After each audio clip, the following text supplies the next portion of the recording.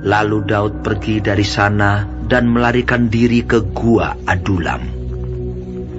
Ketika saudara-saudaranya dan seluruh keluarganya mendengar hal itu, pergilah mereka ke sana mendapatkan dia. Berhimpunlah juga kepadanya setiap orang yang dalam kesukaran, setiap orang yang dikejar-kejar tukang piutang, setiap orang yang sakit hati. Maka ia menjadi pemimpin mereka. Bersama-sama dengan dia ada kira-kira 400 orang. Dari sana Daud pergi ke Mispa di Moab dan berkata kepada raja negeri Moab, "Izinkanlah ayahku dan ibuku tinggal padamu, sampai aku tahu apa yang dilakukan Allah kepadaku." Lalu diantarkannyalah mereka kepada raja negeri Moab, dan mereka tinggal bersama dia selama Daud ada di kubu gunung. Tetapi Gad, nabi itu, berkata kepada Daud, "Janganlah tinggal di kubu gunung itu. Pergilah dan pulanglah ke tanah Yehuda." Lalu pergilah Daud dan masuk ke hutan Keret. Hal itu terdengar oleh Saul, sebab Daud dan orang-orang yang bersama-sama dengan dia telah diketahui tempatnya. Adapun Saul ada di Gibea, sedang duduk di bawah pohon tamariska di bukit, dengan tombaknya di tangan, dan semua pegawainya berdiri di dekatnya. Lalu berkatalah Saul kepada para pegawainya yang berdiri di dekatnya, "Cobalah dengar, ya orang-orang Benyamin. Apakah anak Isai itu juga akan memberikan kepada kamu sekalian ladang dan kebun anggur?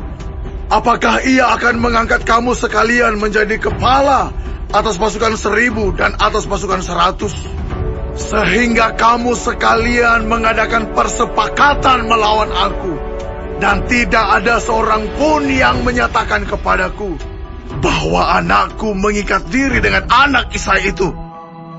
Tidak ada seorang pun dari kamu yang cemas karena aku, atau yang menyatakan kepadaku bahwa anakku telah menghasut pegawaiku melawan aku menjadi penghadang seperti sekarang ini." Lalu menjawablah Doeg orang Edom itu, yang berdiri dekat para pegawai Saul, katanya, "Telah kulihat bahwa anak Isai itu datang ke Nob kepada Ahimelek bin Ahitub. Ia menanyakan Tuhan bagi Daud dan memberikan bekal kepadanya. Juga pedang Goliat orang Filistin itu diberikannya kepadanya." Lalu raja menyuruh memanggil Ahimelek bin Ahitub, imam itu, bersama-sama dengan seluruh keluarganya, para imam yang di Nob. Dan datanglah sekaliannya menghadap raja. Kata Saul, "Cobalah dengar, ya anak Ahitub." Jawabnya, "Ya, tuanku." Kemudian bertanyalah Saul kepadanya, "Mengapa kamu mengadakan persepakatan melawan aku? Engkau dengan anak Isai itu, dengan memberikan roti dan pedang kepadanya, menanyakan Allah baginya, sehingga ia bangkit melawan aku, menjadi penghadang seperti sekarang ini." Lalu Ahimelek menjawab raja, "Tetapi siapakah di antara segala pegawaimu yang dapat dipercaya seperti Daud? Apalagi ia menantu raja dan kepala para pengawalmu dan dihormati dalam rumahmu. Bukan ini pertama kali aku menanyakan Allah bagi dia. Sekali-kali tidak. Janganlah kiranya raja melontarkan tuduhan kepada hambamu ini, bahkan kepada seluruh keluargaku, sebab hambamu ini tidak tahu apa-apa tentang semuanya itu, baik tentang perkara kecil maupun perkara besar." Tetapi raja berkata, "Engkau mesti dibunuh, Ahimelek. Engkau dan seluruh keluargamu." Lalu raja memerintahkan kepada bentara yang berdiri di dekatnya, "Majulah dan bunuhlah para imam Tuhan itu, sebab mereka membantu Daud. Sebab walaupun mereka tahu bahwa ia melarikan diri, Mereka tidak memberitahukan hal itu kepadaku. Tetapi para pegawai raja tidak mau mengangkat tangannya untuk memarang imam-imam Tuhan itu. Lalu berkatalah raja kepada Doeg, "Majulah engkau, dan paranglah para imam itu." Maka majulah Doeg, orang Edom itu, lalu memarang para imam itu.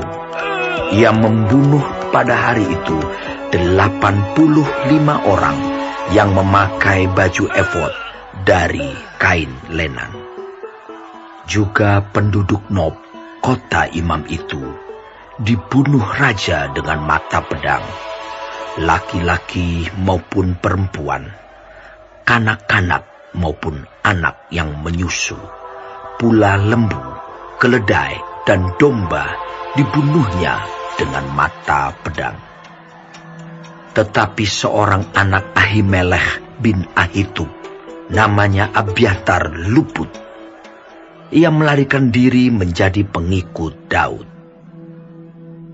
Ketika Abiatar memberitahukan kepada Daud bahwa Saul telah membunuh para imam Tuhan, berkatalah Daud kepada Abiatar, Memang pada hari itu juga ketika Doeg, orang Edom itu ada di sana, aku telah tahu bahwa pasti ia akan memberitahukannya kepada Saul. Akulah sebab utama daripada kematian seluruh keluargamu. Enggaklah padaku, janganlah takut. Sebab siapa yang ingin mencabut nyawamu, ia juga ingin mencabut nyawaku. Di dekatku engkau aman.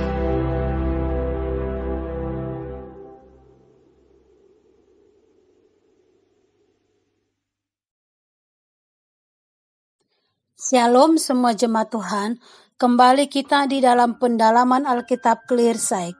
Sekarang kita sudah memasuki kitab 1 Samuel 22. Tuhan Yesus memberkati. Kisah pembantaian Ahimelek dan para imam di Nob adalah kisah tragis yang bisa dilihat dari berbagai segi. Dari sisi Daud, tragedi ini terjadi karena Daud menipu Ahimelek dengan mengatakan bahwa ia adalah utusan Saul untuk suatu rahasia. Dan di sisi Saul justru menuduh Ahimelek bersekongkol dengan Daud untuk mengkhianati raja. Daud sendiri menyadari akibat perbuatannya itu. Di sini kita belajar untuk tidak sembarangan bertindak, karena bisa saja akibatnya akan merugikan orang lain, bukan saja hanya diri kita sendiri, tetapi juga orang lain. Dalam pelarian Daud tidak sendirian. Banyak orang yang mengalami hal yang serupa seperti yang dialami Daud, bergabung dengannya. Mereka harus lari dari kenyataan hidup yang keras, menghindar dari kesulitan. Hal yang membuat kita senang adalah mereka menjadi satu gerombolan untuk melakukan hal yang baik, gerombolan yang termobilisasi dengan baik. Kita percaya pada pemeliharaan Tuhan atas orang yang diurapinya. Pemeliharaan Tuhan tidak berarti pemanjaan, melainkan pendisiplinan. Apa yang Daud alami merupakan latihan secara mental untuk siap kelak menjadi pemimpin yang tidak mengulangi kesalahan pemimpin lama, Saul.